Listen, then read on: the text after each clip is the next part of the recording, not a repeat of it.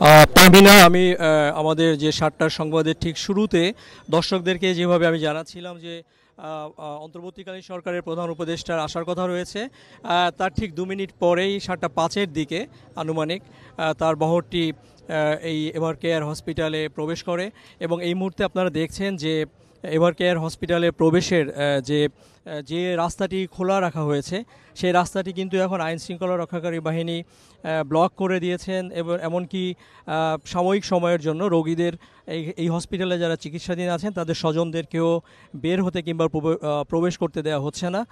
যতক্ষণ হয়তো প্রধান উপদেষ্টা থাকবেন ততক্ষণ আইন শৃঙ্খলা রক্ষী বাহিনী এই স্টেপটা নিয়ে থাকবেন বলে আমরা ধারণা করছি।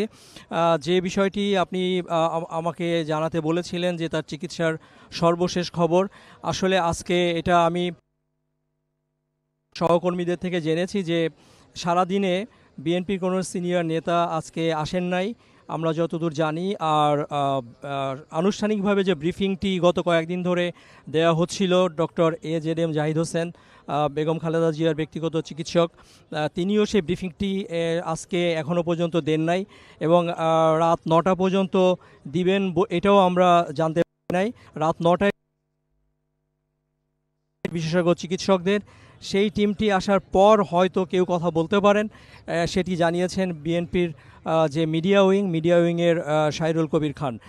সো এই মুহূর্তে আসলে আমরা এর চেয়ে বেশি হালনাগাদ তথ্য বেগম জিয়ার চিকিৎসার ব্যাপারে আমাদের কাছে নাই।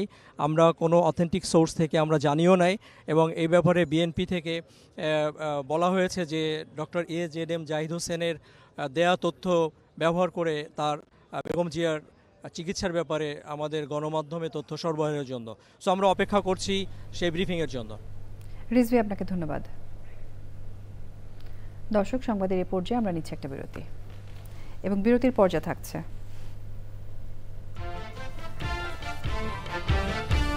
বন্যা ভূমিধসে ইন্দোনেশিয়া, শ্রীলঙ্কা, থাইল্যান্ড, মালয়েশিয়ার মৃত্যু 1400 ছাড়ালো। আন্তর্জাতিক সহায়তা